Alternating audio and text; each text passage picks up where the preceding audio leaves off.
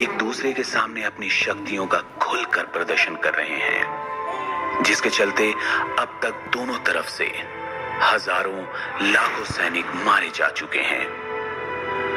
गोला बारूद की तेज आवाजें दोनों देशों की सीमाओं पर दिन रात गूंजने लगी हैं। दोनों देशों में से अब किसी भी तरफ से शांति समझौते की बात नहीं होती, ना ही कोई इस पर बात करना चाहता है।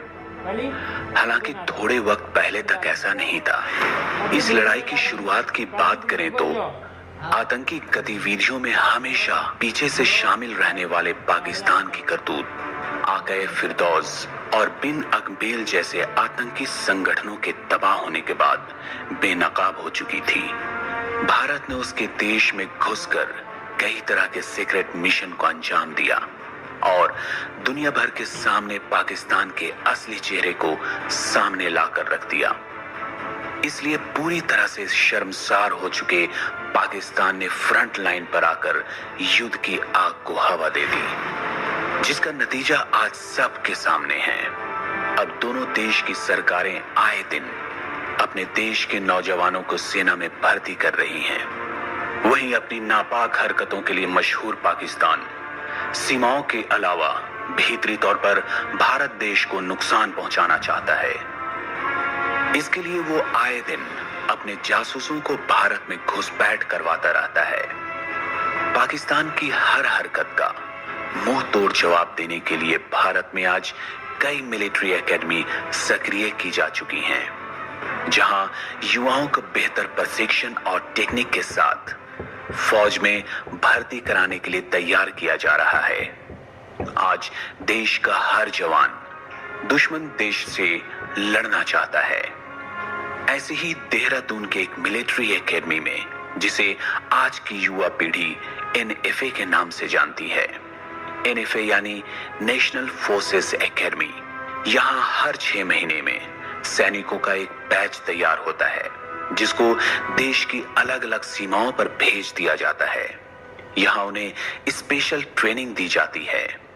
नेशनल फोर्सेस एकेडमी में शाम 7:30 बजे एकेडमी के एक शांत और गहरे अंधेरे से भरे कमरे में आराम कुर्सी पर बैठा एक शख्स टेबल लैंप की रोशनी में फाइल के पन्ने पलट रहा है।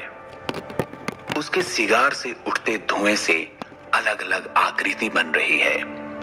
कमरे में इतनी शांति पसरी हुई है कि उन पन्नों के पलटे जाने की आवाज साफ सुनी जा सकती है। एकेडमी के ग्राउंड में रिक्रूट्स अपने परेड में व्यस्त हैं। ठंडी हवा उनके पसीने को छूकर उन्हें तरोताजा कर रही है। उन सभी के अंदर एक बदले की भावना है। उनमें से ज्यादातर ने किसी अपने को इस जंग में खोया है।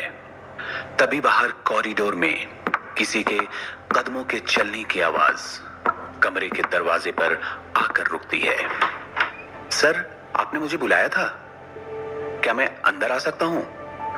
अरे आओ आओ भाई विराट अग्निहोत्री, मैं तुम्हारा ही इंतजार कर रहा था। विराट अग्निहोत्री, जो एनएफए में अपनी ट्रेनिंग के आखिरी पड़ाव पर है। बचपन से ही उसने मिलिट्री स्कूल में अपनी पढ़ाई की है। इसके अलावा वह दून मिलिट्री कॉलेज से अपना ग्रेजुएशन कर रहा है। एनएफए से ट्रेनिंग के बाद उसकी और उसके पूरे रिक्रूट दल की तैनाती वाघा बॉर्डर पंजाब पर होनी है। विराट अपने आप में तेज तर्रार और विवेकशील रिक्रूट है। उसके अंदर देश के लिए कुछ करने का जज्बा है। इसके अलावा विराट कुर्सी पर बैठे उस शख्स के फेवरेट स्टूडेंट्स में एक है। वहीं आराम कुर्सी पर बैठा विजेंद्र सिंह एनएफए का हेड है, जिसने खास मकसद से विराट को उस कमरे में बुलाया है। विराट का हाल चाल जानने के बाद विजेंद्र सिंह ने कहा, तो विराट, तुमने मेरे मशवरे के बारे में क्या सोचा है? विराट ने झिझकते हुए जवाब दिया, वो सर, फिलहाल मैंने इस पर कोई फैसला नहीं लिया है। उसका यह जवाब सुनकर विजेंद्र सिंह का मूड बदल गया। वो थोड़ा कड़क स्वभाव में बोला, विराट, तुमको जल्द ही इस बारे में सोचना होगा और इस पर फैसला लेना होगा। देश को तुम्हारी जरूरत है। सर, मैं भी तो वही कहना चाह रहा हूं। देश को मेरी और मुझे देश के लिए कुछ करने की जरूरत है। विजेंद्र सिंह ने उसे समझाने की कोशिश की। विराट, मैंने तुमसे पहले भी कहा था कि यह तुम्हारे लिए बेहतर विकल्प होगा और तुमको समझना पड़ेगा that situation is very critical. हमारे हजारों सैनिक जंग में रोज शहीद हो रहे हैं। हमें कुछ नया तरीका अपनाने की जरूरत है। सर, हम जी जान लगाकर पाकिस्तान को मुंह तोड़ जवाब देने को तैयार हैं। मैं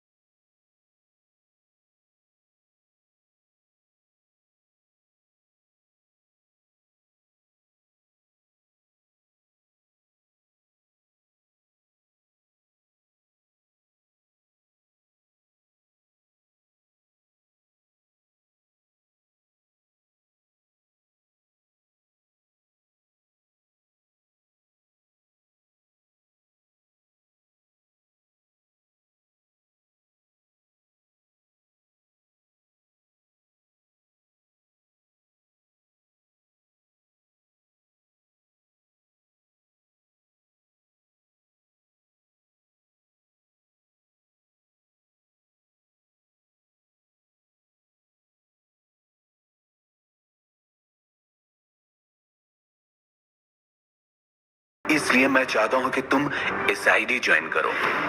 एसआईडी, सीक्रेट इंफॉर्मेशन डिपार्टमेंट, जहां देश में हो रही हर गतिविधि पर नजर रखी जाती है। एसआईडी में कई हजार सैनिकों में से कुछ का चुनाव किया जाता है। एसआईडी के एजेंट्स का काम देश विरोधी हर इंफॉर्मेशन को आगे पास करना होता है। वहां के एजेंट्स देश ही नहीं बल्कि दुनिया भर में फैले हुए हैं, जो गुप्त तरीकों से अपने काम को अंजाम दे रहे हैं। भारत देश की रक्षा के लिए एसआईडी कुछ भी करने को हमेशा तैयार रहती है। विजेंद्र सिंह ने विराट को समझाया।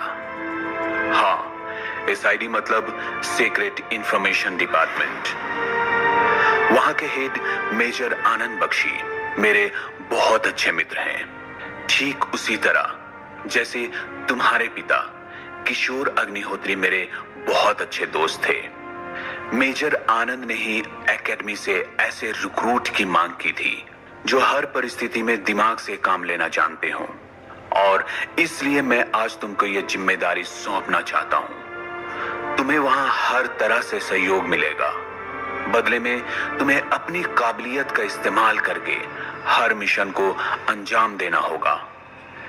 विजेंद्र सिंह के इतना कहने के बाद उस कमरे में थोड़ी देर के लिए फिर से शांति हो गई। एसआईडी के बारे में विराट ने थोड़ा बहुत सुन रखा था कि वो डिपार्टमेंट कई बार अपने देश के लोगों को भी न्यूट्रलाइज करता है। उनके कुछ मिशंस इतने गंभीर और खतरनाक होते हैं जिनमें कोलैटरल डैमेज के कारण बॉर्डर पर लड़ रहे उसके साथियों की जान भी जा सकती है।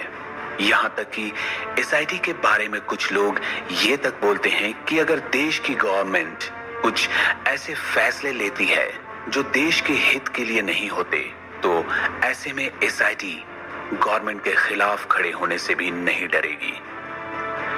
विराट ने एक ऐसी भी अफवाह सुनी थी कि पास में जो डिफेंस मिनिस्टर की हत्या सुसाइड बॉम्ब से हुई थी, वो किसी दुश्मन का नहीं बल्कि एसआईडी का काम था, क्योंकि एसआईडी को लगा था कि डिफेंस मिनिस्टर ऑफ स्टेट देश से कॉम्प्रोमाइज कर चुके हैं। यही वो कारण था जिसकी वजह से विराट एसआईडी ज्वाइन करना नहीं चाहता था। हालात चाहे कुछ भी हो, वो अपनों के खिलाफ नहीं जाना चाहता था। यही सब सोचकर विराट ने जवाब दिया, सर मुझे नहीं लगता कि मैं ऐसे डिपार्टमेंट में काम करने के लिए तैयार हूं जहां मुझे बार बार यही सोचना पड़े कि मैं देश के लिए लड़ रहा हूं या देश से ही लड़ रहा हूं। उनके काम करने के तौर तरीके बहुत अजीबोगरीब हैं। विजेंद्र सिंह अपनी कुर्सी से उठकर कमरे में लगी खिड़की की ओर चला गया और बाहर देखने लगा। थोड़ी देर के लिए कमरे में फिर से सन्नाटा छा गया। विजेंद्र ने गहरी सांस लेने के बाद कहा, सुनो विराट, याद है तुम्हें कि मैंने तुम्हें स्कूल पास करते ही एकेडमी क्यों नहीं ज्वाइन करने दी थी और तुमको 1 साल के लिए हिमालय में उस दूसरे स्कूल में क्यों भेजा था? क्योंकि तुम हमेशा से ही आउटस्टैंडिंग स्टूडेंट रहे हो और मुझे कहीं ना कहीं यह विश्वास था कि आगे चलकर तुम एसआईडी का हिस्सा बन सकोगे। इसलिए मैंने तुम्हें वहां कराटे और योगा जैसे स्पेशल ट्रेनिंग के लिए भेजा था, ताकि तुम अपने दिमाग के साथ साथ अपने शरीर को भी देश के लिए लड़ने को तैयार कर सको। अब आगे देखना होगा कि क्या विराट अग्निहोत्री एसआईडी ज्वाइन करेगा या वो विजेंद्र सिंह के इस ऑफर को रिजेक्ट करके सीमा पर तैनात होगा।